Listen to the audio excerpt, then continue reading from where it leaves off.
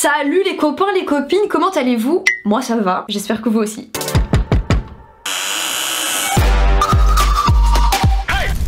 Aujourd'hui on se retrouve dans une nouvelle vidéo pour que je tente d'éclaircir toutes les questions et les interrogations que vous pourriez vous poser et avoir par rapport au tatouage et vous aider qui sait à vous lancer à faire votre premier tatou ou un autre en connaissance de cause. Et voilà, je me suis dit pourquoi pas regrouper toutes ces questions dans une vidéo, vous y répondre, ça fait un peu une FAQ tatou. Et aussi pour les gens qui seraient intéressés voilà, de voir mes nouveaux tatouages, je vais vous faire des close-up juste après. Et pour la signification de ceci, parce que je sais que vous avez été assez nombreux et nombreuses à me le demander, je vous invite à rester jusqu'à la fin de la vidéo parce que je vais commencer d'abord par aborder toutes vos questions et on finira sur les significations, comme ça si je m'épanche,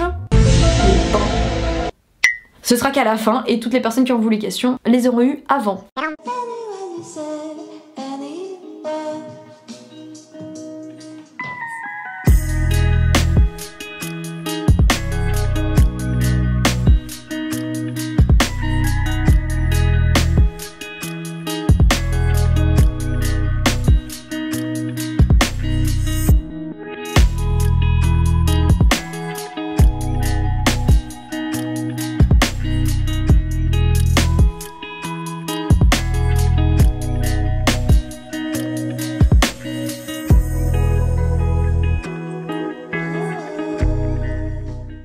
On va directement commencer, mais avant, disclaimer. Attention, attention, je ne suis pas tatoueuse professionnelle, je ne suis d'ailleurs pas tatoueuse du tout, je ne suis juste que tatouée. Je parle par rapport à mon ressenti, mon expérience, mon vécu, par rapport à ma peau également. Donc ce que je vais dire, je ne l'impose aucunement comme la science infuse, je n'ai aucune prétention de le faire d'ailleurs, je suis juste là pour vous partager mes expériences. Bien évidemment, si vous êtes professionnel dans le milieu, je vous invite à préciser mes propos s'il manque d'éclairement. Sur ce, bon visionnage du reste de la vidéo.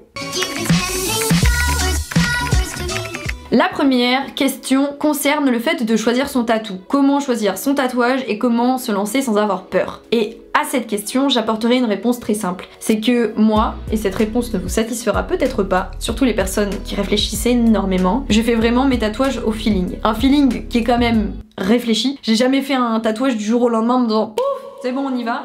Mais voilà, moi le plus important en fait, c'est que j'attribue une signification particulière à, je sais pas moi, à un moment de ma vie, à une expérience, un vécu. Et c'est ça qui me permet en fait de faire des tatouages relativement rapidement, tout en les ayant intériorisés et mûris quand même. Mais personnellement, je fais partie de la team qui dit que quand vous le ressentez jusque dans vos tripes, faut pas attendre plus. Mais encore une fois, ça n'implique que moi. Si vous sentez que c'est pas le moment, que vous êtes pas sûr à 100%, c'est que c'est pas le moment, ok? Faut pas forcer.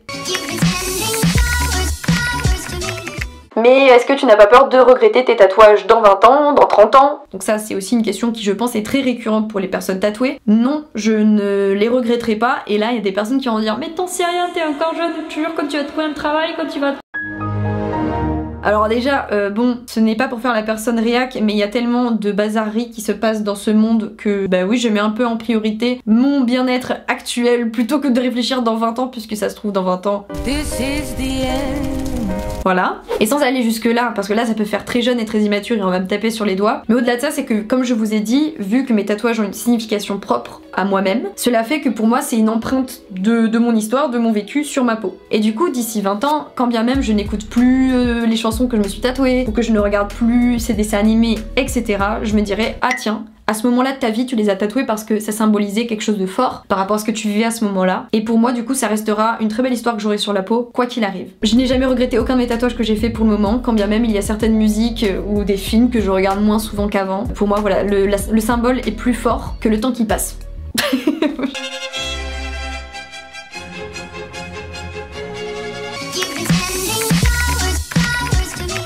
Ensuite, une autre question qui m'a été largement demandée, c'est comment choisir son tatoueur. Alors là, j'aimerais dire deux choses. Première chose, c'est qu'aujourd'hui, on a accès aux réseaux sociaux. Et sur ça, c'est vraiment pas mal parce qu'ils permettent de mettre vraiment en avant le travail de nos chers et tendres tatoueurs et tatoueuses. En effet, maintenant, en quelques clics, que ce soit, je sais pas moi, sur Twitter, sur Instagram, qui je pense pour moi est l'un des meilleurs, vous pouvez facilement voir des créateurs en utilisant des hashtags. Moi, je mets vraiment hashtag Bordeaux, hashtag tatouage, hashtag un style de tatouage particulier, et juste, je regarde une flopée d'artistes, et je fais au feeling. Quand je vois que les traits me plaisent, par exemple moi j'adore les traits fins sur les tatouages, et bien je clique. Et après je vais, vous savez, dans les suggestions d'abonnement, je vais avoir plein d'autres tatoueurs. et juste je regarde. Et puis après voilà, n'hésitez pas à demander à des amis à vous qui se sont fait tatouer si vous peuvent vous recommander ou non un tatoueur. Et n'hésitez pas aussi à regarder peut-être des vlogs sur YouTube, tout ça. Ensuite, deuxième point très important, c'est ne vous fiez pas à la cote entre guillemets du tatoueur ou de la tatoueuse sur Insta. C'est pas parce qu'un tatoueur il est hyper coté, genre plus de 40 000 abonnés sur Instagram, que il faut prendre que eux et pas du tout les autres qui viennent de commencer, qui sont les baby tattoo artistes, je sais plus comment on dit. Moi j'ai fait mes tatous chez des tatoueurs qui étaient connus, des tatoueurs qui venaient de commencer. Encore une fois, quand vous voyez que le travail il est bien fait et que vous voyez à la cicatrisation sur les profils, ils partagent en gros les tatouages qu'ils font un mois plus tard, comment ils sont. Si vous voyez que c'est du bon taf, que ça dégorge pas, que c'est pas une encre qui devient je sais pas moi verte, très sincèrement, voilà, n'hésitez pas à consulter également les plus petits profils. Ce n'est pas le nombre d'abonnés qui fait la qualité de votre tatouage et encore moins de votre tatoueur. Après, je vous dis pas de ne pas aller voir justement les gros tatoueurs, faites comme bon vous semble, mais n'excluez pas les plus petits. Putain, mais je suis d'une efficacité, c'est incroyable quoi. Ensuite, question qui est revenue également, comment aller démarcher entre guillemets un tatoueur ou une tatoueuse.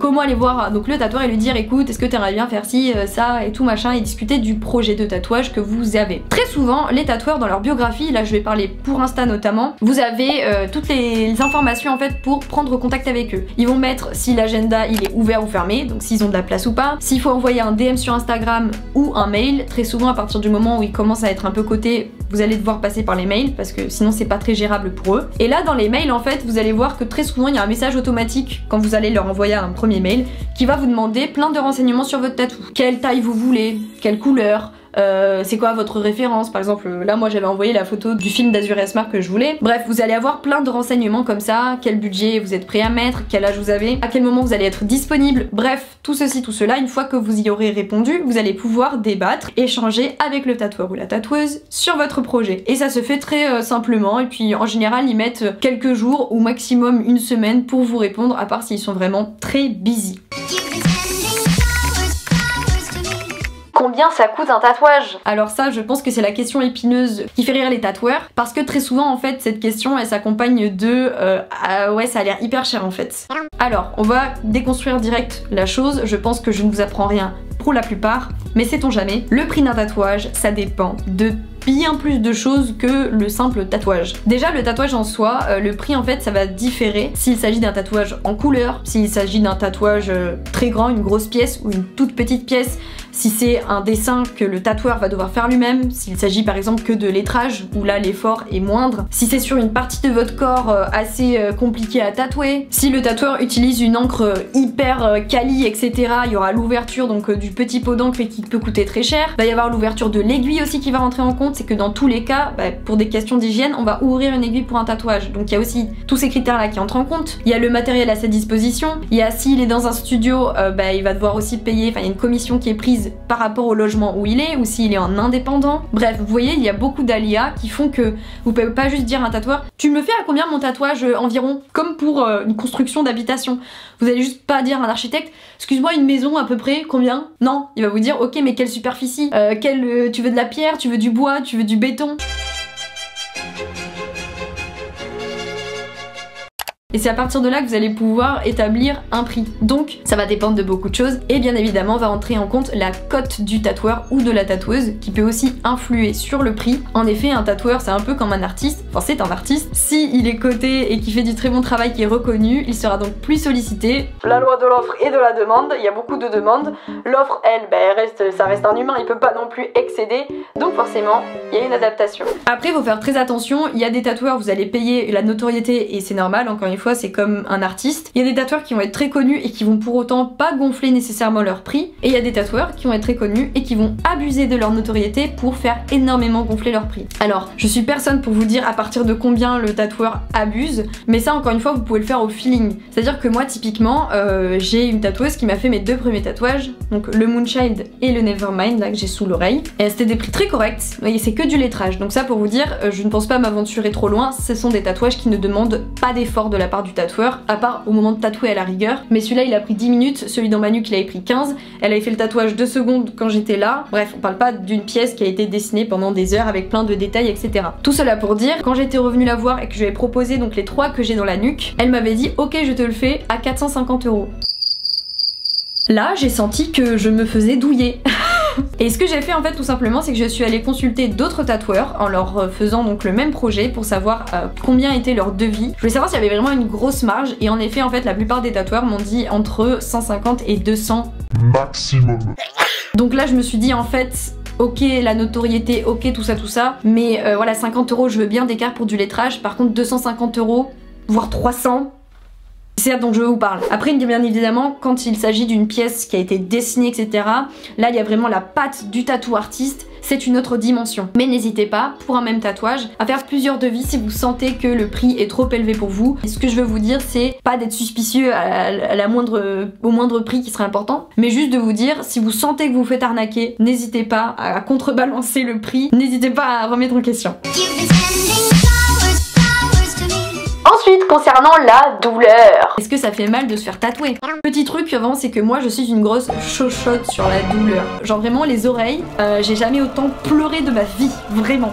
Et en fait je pense qu'il y a trois choses à dire par rapport à la douleur. Premièrement, quand vous voulez absolument quelque chose, si un tatouage, bah en fait vous allez être prêt à endurer, votre cerveau va se formater à endurer la douleur parce que le résultat est tellement plus important que le passage où vous allez un petit peu douiller, que votre cerveau va réussir à faire un bon équilibre, une bonne balance, vous voyez. C'est comme quand vous faites du sport, que vous en êtes à la fin, que là vous en pouvez plus, mais vous vous dites après, ouais mais, je vais être commence. Mais du coup vous allez finir votre séance malgré tout, parce que le résultat vous importe plus que l'effort que vous faites sur le moment. Pour les tatouages c'est pareil.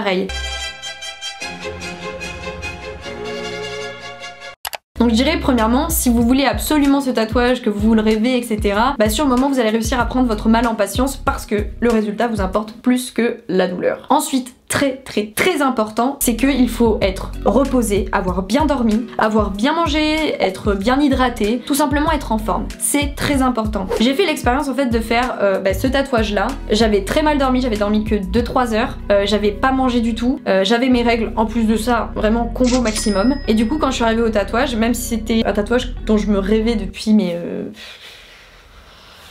voilà, j'ai eu mal tout du long, ça m'a douillé tout du long, et pourtant vous voyez j'avais fait celui-là et j'avais pas eu très mal, genre vraiment j'avais ressenti, enfin c'est même pas une question de douleur, c'est une question de, oui c'est gênant, c'est désagréable, mais ça me faisait pas mal. Et là j'ai eu mal vraiment tout du long et je n'ai pas réussi à m'acclimater, parce qu'en général quand j'ai mal j'arrive à dissocier l'information qui me fait mal et ce que je ressens vraiment. Je me dis toujours dissocie la douleur de ton esprit, ce n'est qu'une information, rejette-la. Les loutres géantes ne cèdent pas à la panique. Très important, soyez en forme pour votre tatouage, vous allez être juste beaucoup plus endurant et beaucoup moins ressentir tout simplement la douleur ou la sensation désagréable. Mais de manière générale, tous les autres tatouages que j'ai pu faire, et pourtant voilà j'en ai fait à des endroits très différents, notamment celui-là au bidou, je n'ai jamais eu mal. Are you sure about that? Il y a des endroits où c'est désagréable, mais je trouve que c'est assez rapide. Et en plus de ça, quand vous avez un tatoueur qui vous met parfaitement à l'aise, qui vous fait un peu la discute, ça passe tout de suite mieux. Donc voilà, ne vous inquiétez pas. Mais je reviendrai sur le point du tatoueur plus tard sur ça. Ensuite sur la durée du tatouage, ça dépend encore une fois de votre pièce. Si c'est une petite pièce, si c'est du lettrage, si c'est en couleur, si y a du remplissage, ça dépend de plein de facteurs. Et je sais que plus un tatouage dure longtemps, plus ça va être désagréable la sensation. Parce que forcément, vous avez la peau qui est à vif. Quand ça dure 10 minutes, ça dure 10 minutes. Quand ça y est depuis 3 heures, il y a un moment, je vous jure, vous êtes fatigué. Donc très important, n'hésitez pas à faire des pauses, à demander à votre tatoueur de faire des pauses. Très souvent, il vous le propose de lui-même ou d'elle-même. Vous dit est-ce que tu veux pas qu'on s'arrête un petit peu 15 minutes, que tu boives un verre d'eau, que tu ailles aux toilettes, que tu manges je sais pas, un truc. N'hésitez pas à saisir ces pauses et à les demander bien évidemment. Moi je sais qu'au début j'osais pas trop, j'étais en mode de toute manière je veux que ça se finisse, donc enfin pas en mode je veux que ça se finisse, mais allons-y, allons-y. Mais ça fait beaucoup de bien les pauses, donc n'hésitez pas à les saisir. Vraiment, c'est très important. Et à les demander à votre tatoueur s'il ne vous les propose pas parce qu'il est ou elle est concentré. Ensuite, très important, le lien en fait de tatoué à tatoueur, c'est un lien qui est assez fort puisque vous donnez quand même la totale liberté à quelqu'un de graver quelque chose définitivement sur votre peau. Et moi je sais que les 2 derniers tatoueurs que j'ai eu, enfin les 3 derniers, c'était des gens formidables avec qui j'ai eu une véritable accroche, avec qui j'ai eu un véritable partage, un véritable échange à chaque fois. Quand je vois mon tatouage, je suis contente du tatouage, mais je me rappelle aussi ce moment très agréable que j'ai passé avec les tatoueurs. Et ça c'est très important. Ensuite, est-ce que la couleur fait plus mal que le noir, j'allais dire le noir et blanc? Oui, je peux parler du blanc, je peux en parler. Alors j'ai que celui-là en couleur qui est assez petit, mais bon ça reste une pièce couleur. J'avais assez peur parce qu'il me semble, si je ne dis pas de bêtises, en fait la couleur, quand vous faites un tatouage en couleur, l'aiguille entre plus profondément dans la peau, dans l'épiderme, que pour le noir qui se diffuse très facilement. Et il me semble en fait que la couleur elle est beaucoup plus compacte que le noir et blanc qui est liquide, que c'est pour ça que ça brûle un petit peu plus quand ça passe sous la peau. Personnellement ça ne m'a rien changé. Je pense que c'était plus l'endroit que j'ai senti, parce que vous voyez en fait ce côté là du tatouage j'ai rien senti. Ce côté là j'étais en mode ça vibre partout, genre vraiment je sentais mon plexus qui faisait genre comme ça, mais ce n'a pas été une question de couleur véritablement. Enfin j'ai pas du tout plus douillé avec la couleur qu'avec le noir, mais en tout cas je n'ai pas vraiment ressenti la différence. Par contre le blanc, on en parle 2 secondes. Oui, le fameux blanc. Le blanc, en fait, très souvent, je pense qu'on le ressent aussi mal parce qu'il est fait en dernier. Vous voyez, pour faire des petites finitions, genre là, moi, elle l'a mis dans l'œil. Et je pense que vu qu'on est fatigué du tatou, qu'on a la peau à vif, qu'elle a passé 12 fois ou qu'il a passé 12 fois le sopalin pour vous enlever l'excédent d'encre, et que là, passe le blanc, c'est vraiment le coup de massue. Donc je pense que c'est pour ça qu'on vit mal le blanc, mais je crois pas que ça passe plus mal que le noir. Mais je le sens plus à chaque fois quand même, hein. Ensuite, est-ce qu'il y a des endroits qui font plus mal que d'autres? Alors là, encore une fois, de mon point de vue, oui bien sûr qu'il y a des endroits qui sont plus sensibles que d'autres, on va pas se mentir. Question, je sais pas moi si l'endroit que vous faites il est très innervé ou pas, si la peau elle est plus épaisse ou pas, si la peau est plus fine, si c'est proche d'un os, bref, je pense que ça va forcément différer. Après ça dépend vraiment, il y a des personnes à certains endroits, notamment les côtes, elles vont dire que c'était le pire endroit de leur vie pour se faire tatouer, et d'autres ne vont rien sentir. Personnellement, bon dans la nuque, tout ce que j'ai et l'oreille, j'ai rien senti, les épaules très peu, celui-là je n'ai rien senti, celui-là j'ai ressenti de la douleur dans mon cœur. Là rien, là un peu ici voyez-vous. Celui-là beaucoup, mais comme je vous dis c'est parce que j'étais vraiment hyper fatiguée. Et celui-là très peu, genre désagréable mais sans plus, juste voilà je vibrais mais c'est juste ça. Et celui-ci, ben en fait dès que ça touchait aux côtes, très désagréable. Mais tout là, vous voyez, là un peu aussi désagréable quand même. Mais sinon tout là, rien du tout. Par contre c'est vrai que celui-là, dès qu'il passait à peine sur les côtes, là je serrais le poing. Là vraiment je serrais le poing. Heureusement que c'était rapide, mais moi je n'ai pas supporté le passage sur les côtes. Ensuite, on va parler d'un point qui, selon moi, est très important, à savoir la cicatrisation. Alors, la cicatrisation, donc quand vous avez fait votre tatouage, comme c'est une plaie ouverte, votre corps va chercher à la fermer.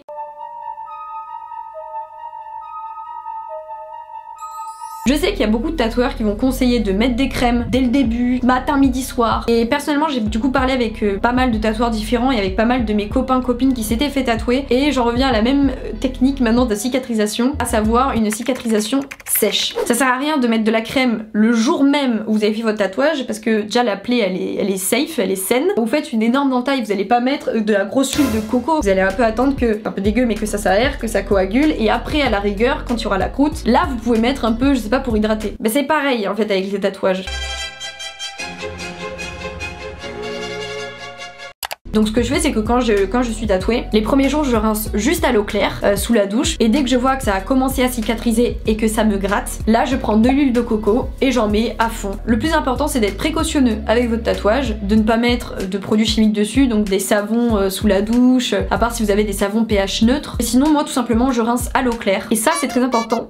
C'est qu'on vous parle souvent de la douleur pendant le tatouage, mais on ne parle pas de la douleur à la cicatrisation les premières fois sous la douche. Il y a des tatouages je les ai pas du tout sentis, notamment les lettrages parce que c'est très fin et assez petit, mais celui-là, toutes mes pièces, celui-là pas tellement, quand je l'ai passé sous la douche, mais ces deux-là là, comme un énorme coup de soleil que vous passez. J'ai attrapé un coup de soleil. Donc le point très important c'est de passer à l'eau froide si vous pouvez. Je l'ai fait en hiver, je vous jure qu'à un moment il n'y a pas le choix. Franchement c'est l'histoire de 3-4 jours maximum. Après le plus chiant c'est quand ça gratouille parce que ça cicatrise. Ça forcément vous allez sûrement y passer, mais ça finira toujours par gratter parce que ça signifie que ça cicatrise. À ce moment là surtout ne grattez pas. Je sais que c'est dur, c'est comme les piqûres de moustiques, il ne faut pas gratter parce que vous risquez de faire des petits trous dans vos tatouages. Je fais des trous, des petits trous, encore des petits trous, des petits trous, des petits trous, toujours des petits trous. Moi ma petite technique c'est que je tapote.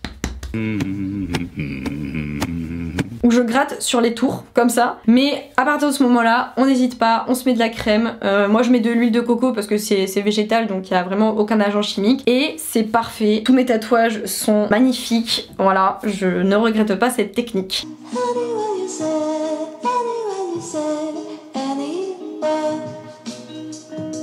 Et enfin, on va passer à la signification de mes nouveaux tatouages tout simplement. On va faire dans l'ordre parce que j'avais déjà fait ceux dans ma nuque, ceux sous mon oreille, donc ça je vous renvoie à la vidéo que j'avais fait. Je mettrai un petit onglet quelque part par là. Et sinon du coup mes nouveaux tatouages, on va commencer par celui-ci. Alors celui-ci en fait est en référence au clip de Sunmi, donc une chanteuse sud-coréenne. Ce clip s'appelle Héroïne. Et ce passage-là en fait était très fort pour moi, très symbolique parce que c'est le moment où elle saute, je vous mettrai l'extrait, et en retombant elle se pète la tête mais elle finit par se relever en visant voilà, le panneau où il y a écrit The show must go on. Voilà, c'était un très beau message pour moi de me dire peu importe si tu tombes, on se relève et haut les cœurs. Ensuite dans la foulée j'ai fait, alors pas le dessin mais juste là, Wish you were here. Alors ça c'est un tatouage qui était très important pour moi parce qu'il était voilà en référence à une personne de ma famille que j'aime énormément. Puis voilà, c'était aussi un clin d'œil à toutes les personnes que j'aime de près ou de loin, de ma famille mais aussi voilà de mon entourage que je n'ai plus avec moi physiquement mais qui restent avec moi du coup toujours sur ce petit tatouage et sur mon bras. Peu importe où ils sont dans l'univers, ils sont auprès de moi tout le temps.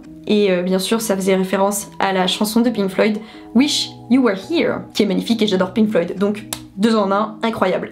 Ensuite j'ai fait, donc pareil sans les dessins, celui-ci, Born to Run. Ça avait une portée symbolique très forte puisque avec mon père, pendant très longtemps, jusqu'à très longtemps, notre seul moyen de communication véritable c'était la musique. Ça l'est toujours mais maintenant on communique avec des mots aussi. Mais voilà, pendant très longtemps ça a été la musique et uniquement la musique. Il me racontait les histoires de tel groupe, tel groupe, tel groupe. Et un jour je me souviendrai toujours, j'étais chez mon papa et il a mis l'album de Bruce Springsteen où il y a la chanson Born to Run. C'était un moment qui était juste magique de partage et de connexion avec mon papa. Donc voilà, et puis je surkiffe cette chanson. J'aime énormément Bruce Springsteen. Il a des chansons avec des significations incroyables. Je vous invite à lire les paroles qu'il y a derrière parce que et à écouter ses musiques, c'est incroyable. Ensuite, j'ai fait Aoru du château ambulant. Premièrement parce que c'est un des plus gros crushs de ma vie depuis ma tendre enfance. Ensuite parce que j'aime énormément le château ambulant et le message qu'il y a derrière. Surtout ce passage est très très beau parce que voilà, ça concerne la condition des hommes vis-à-vis de beaucoup de choses, notamment de la guerre, malheureusement dans laquelle nous sommes également aujourd'hui, et de nous dire, de faire passer un peu un message d'humanité, de dire dans tous les cas arrêtons de nous combattre car nous sommes ni plus ni moins, enfin des humains identiques. Et il y a une phrase qui est très belle qui dit mais ils ont déjà oublié le goût des larmes. Ensuite j'ai fait celui-ci, donc là, qui est aussi donc en référence à une musique qui s'appelle Feed Your Head, comme c'est écrit, de Paul Kalkbrenner, et je trouvais le message magnifique. Feed Your Head, nourris ton esprit. Je l'ai métaphorisé avec des fleurs puisque je trouve ça très joli les fleurs, et je voulais un visage qui soit dépersonnifié, vous voyez, qu'on ne puisse pas identifier pour que ça puisse s'appliquer à tout le monde. Et voilà, de toujours se dire nourrissons-nous de tout ce qui nous entoure, que ce soit la nature, nos amis, nos familles, des livres, tout, parce que c'est ce qui fait l'essence de notre sagesse en fait, tout simplement. On devient sage parce qu'on écoute, parce qu'on s'instruit du vécu des autres, de tout ce qu'on peut lire, voir, écouter, bref. Feed Your Head. Et en plus cette chanson est incroyable. Ensuite j'ai fait Asmar, donc de Azur et Asmar, qui est aussi l'un des plus gros crushs de ma vie. J'ai les 2 crushs de ma vie sur mon bras, donc il ne manque plus que Dimitri dans Anastasia et j'ai la totale. Film magnifique de Michel Oslo, Azur et Asmar, qui est un conte initiatique sur voilà 2 frères, enfin c'est pas 2 frères mais 2 enfants issus de 2 cultures complètement différentes, et de voir voilà à quel point en fait la pureté et l'innocence de ces enfants ne fait absolument aucune distinction entre les barrières culturelles. Je vous invite à le voir, c'est magnifique. Les dessins de Michel Oslo sont incroyables pour l'époque et ils le sont restés selon moi. Je voulais absolument un tatouage avec les ornements, l'architecture arabe parce que je trouve ça simplement magnifique et ma tatoueuse l'a fait excessivement bien. Mec, si tu passes par ici, t'es incroyable. Enfin, j'ai fait ces 2 tatouages, donc issus de la même référence, à savoir le château ambulant de Miyazaki. Le message derrière ce film, je le trouve sublime. Voilà, rappeler que l'avarice des hommes, cette quête de toujours vouloir le pouvoir, vouloir plus, peut nous mener à notre perte et qu'il faut laisser des choses naturelles là où elles le sont, là où elles ne peuvent être souillées justement de cette avarice des hommes et des hommes tout simplement. Du coup, j'ai juste gardé le pendentif que j'ai mis ici, puisque c'est le pendentif dans le film qui mène à la cité donc que les gens veulent conquérir, à savoir la Piuta. Voilà, je trouvais ça joli de l'avoir ici au centre de ma personne, à mon buste, pour un peu avoir cette idée de guide, de choses qui est déjà ancrée en moi, et d'avoir voilà la Piuta sur le ventre, d'avoir cette terre en fait sur mon ventre, cette terre qui est pure, qui encore une fois doit le rester. Je trouve ça très joli de l'avoir sur mon ventre. Voilà, j'espère que j'ai répondu à toutes vos questions. N'hésitez pas à me poser celles que je n'aurais pas abordées dans cette vidéo en commentaire. J'y répondrai si mes compétences le permettent. Et sinon voilà, n'hésitez pas à vous répondre entre vous, au cas où il y a des tatoueurs qui passent par ici ou des tatoueuses, n'hésitez pas non plus. Sur ce, je vous fais d'immenses bisous. J'espère que vous allez continuer de vous porter à merveille. Je vous embrasse fort ma mif, prenez grand soin de vous, comme d'habitude.